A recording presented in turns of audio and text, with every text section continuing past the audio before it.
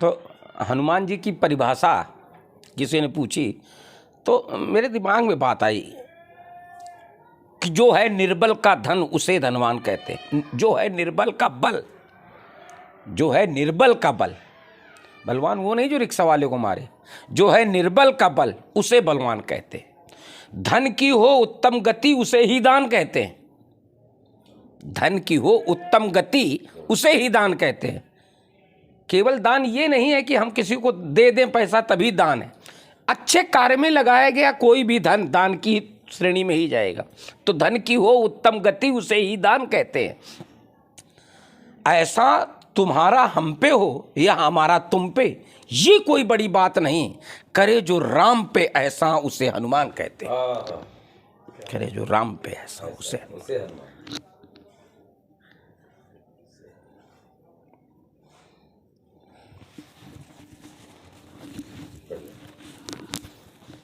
तो यो आप लोग अपनी अपनी कथा था मैं जोड़ सकत हो। नहीं बढ़िया चीजें हैं। नहीं, सबसे बड़ी बात यही लगी भैया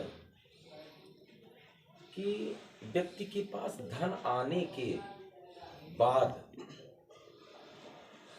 सत्संग की धारा में जुड़ जाना एक अलग विषय, जुड़े रहना एक अलग विषय, और सत्संगमय हो जाना एक अलग विषय, डूब जाना उसमें।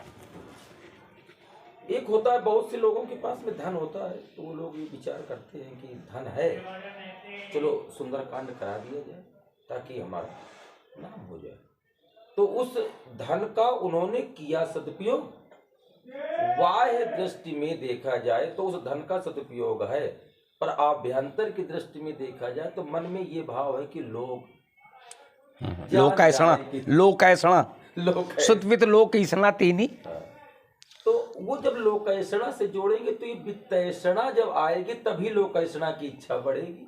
तो वित्तैषणा, वित्त के प्रति अधिक आकर्षण होना और उसको व्यय करने के बाद लोकैषणा अनलसम सबसे कठिन जो है वो लोकैषणा है। नारद को बंदर बनाने का श्रेय लोकैषणा के कारण ही हुआ। एक काम को जिस समय नारद ने जीता तो एकदम से एक बात आई कि भगवान शंकर ने काम को जीता, उसके बाद हम ही ने जीता। तो चलो पहले शंकर को बताओ चल के। तो जिस समय शंकर को बताया, देखिए लोकैषणा कितनी प्रभावी होती है। जिस समय भगवान शंकर को बताया तो भगवान शंकर ने मना किया।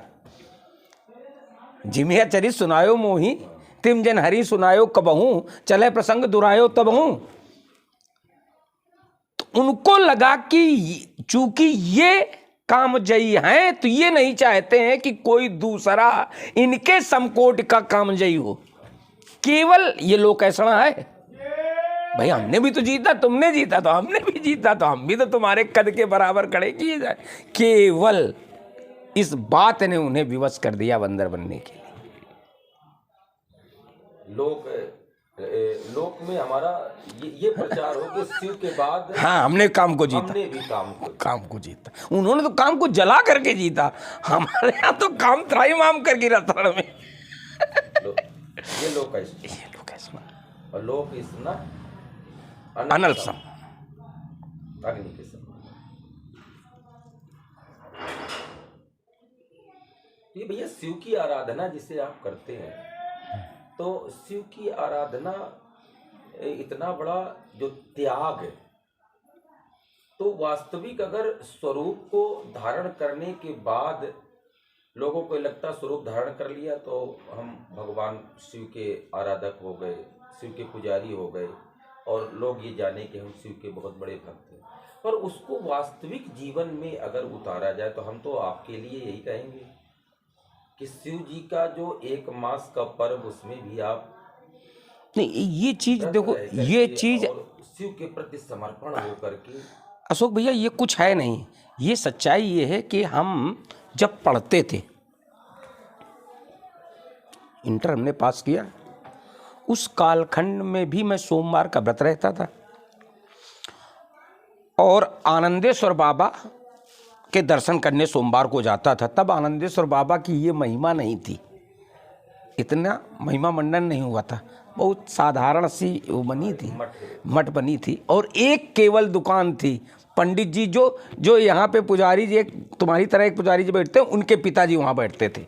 तब से मैं मंदिर जा रही, ये बात है 82 की। मैं वहाँ जाता था, ये हमारा क्रम था, सोमवार को व्रत रहना और वो मंदिर जाना। कुछ ऐसा माहौल बना कि थोड़ा हम व्यथित हुए। आज वो बात बता रहे हैं जो किसी को नहीं मालूम है, व्यथित हुए। तो मैं बाबा के दरबार गया, मेरे आंसू आ गए। जो हमारी वेदना थी हमने उनसे कही, ये यथार्थ है कि मैंने उनसे कहा। वहां तो तत्काल बाबा ने निर्णय दिया, व्यथित न हो, तुम्हारा काम होगा। काम हुआ, और तब से लेकर के आज तक मैं बाबा वाला महीना गड़बड़ नहीं हो सकता। तो ये इसमें एक बात भैया निकल करके ये आई कि जब विपत्ति पड़ी, मुसीबत जब सिर पर आई और चारों तरफ के रास्ते जब बंद हो गए, तब उनसे हमने जा करके प्रार्थना की और उन्होंने उस समस्या का समाधान कर दिया। तो श्रद्धा हमारी और बढ़ गई। मतलब श्रद्धा पहले से थी, चूंकि हम सोमवार के व्रत पहले भी रहते थे। बस केवल जब हमने, भाई देखिए, पिता के प्रति अगाध स्नेह उस पुत्र का हो जाता है जिस पुत्र को जब कोई मार्ग न दिख रहा हो और पिता उस समय अंगुली पकड़ के उसको समुद्र से बाहर निकाल ले, डूबते हुए व्यक्ति को, तो वो अगाध हो जाता है। तो सावन किन्हीं भी मूल्यों पे रहा, हम सोमवार को व्रत करते, सोमवार को बाबा के दर्शन करने जाते थे। परमठ प्रारंभिक कालखंड का ये रूप था, सोमवार को व्रत करते थे। पूरे सावन हम पूजन पाठ करते थे, प्रतिदिन किसी न किसी मंदिर में सब बेलपत्र ये सब दुनिया भर का पूजन अपना करते थे। पहले ये क्रम रहा। फिर एक क्रम ऐसा हुआ कि सोमवार को वहाँ जाएं तो दर्शन नहीं मिले, एक सोमवार में भीड़ अधिक। हाँ, भीड़ अधिक, और मैं बेईमानी नहीं कर सकता हूँ, मैं जल्दी मिथ्या भाषण उस सावन में नहीं करूँगा। हमारे कुछ बड़े नियम हैं, कठिन वाले हैं। मैं मतलब जैसे नहीं को लोग बीच में घुस के दर्शन कर लो, हम नहीं करेंगे, हम लाइन में लग के दर्शन करेंगे। ये तो किसी का हक मार रहे हैं, ये भावना रहती है कि हम किसी का हक मार रहे हैं। बीच में घुस गए तो इतने लोगों का हक मार दिया, तो हम काहे पूजा कर रहे हैं यार? कोई नहीं देख रहा तो वो तो देख रहा है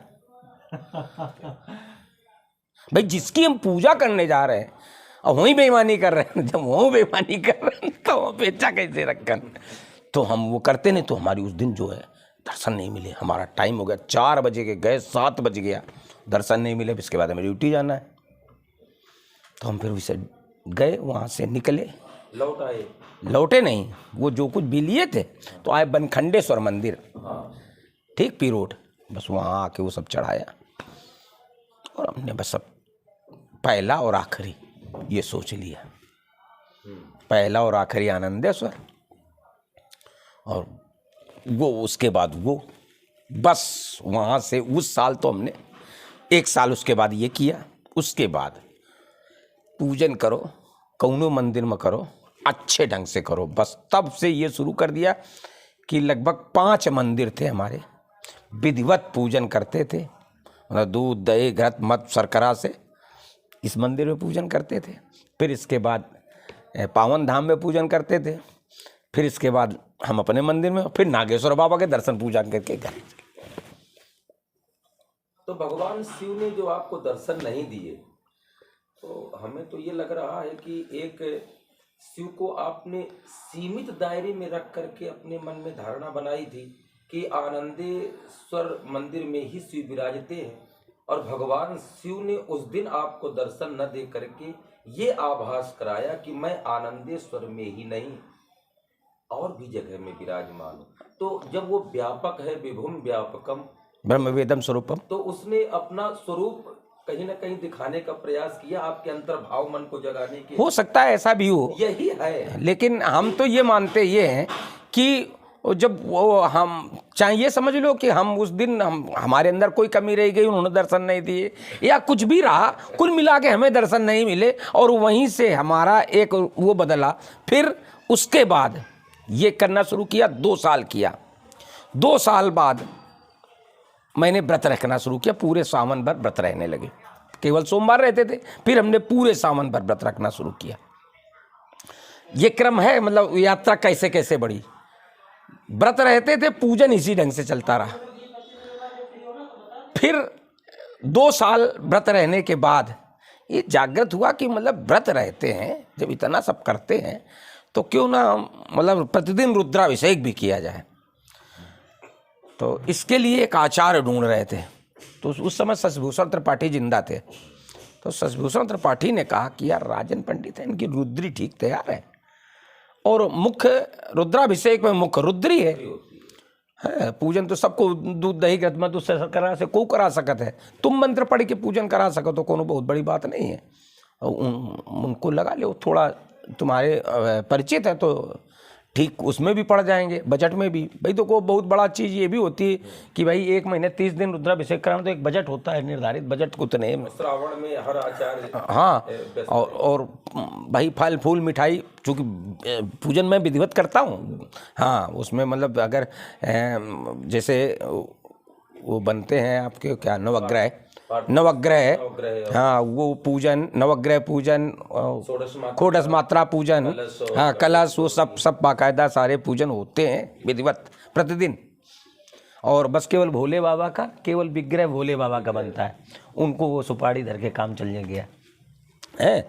तो इस ढंग से उसका विधिवत पूजन होता है। तो उसमें भी काफ़ी पैसा, तो मतलब बजट भी एक बहुत ऊपर न चला जाए, इस बात का भी ध्यान रखा गया। तो राजन पंडित को फिर राजन पंडित ने उसको विधिवत निर्माण किया। तो पहले साल जब हमने किया तो मंदिर में किया, जिस मंदिर में हम प्रतिदिन करते थे उसी मंदिर में हमने गौरी गणेश वो स्थापित करवा दिया कलश, और बस वो मंदिर में। तो पहले साल वहाँ हुआ। अब हमने कहा बाबा ने दूसरे साल ही बनवा दिया मंदिर हमारा ऊपर। अच्छा, अपना खुद का मंदिर? हाँ, मंदिर क्या मतलब अपने पूजन के लिए मंदिर, मकान में? हाँ, मकान में। आओ ऊपर चले। हाँ, अच्छा, ये तुम्हारा लाग है।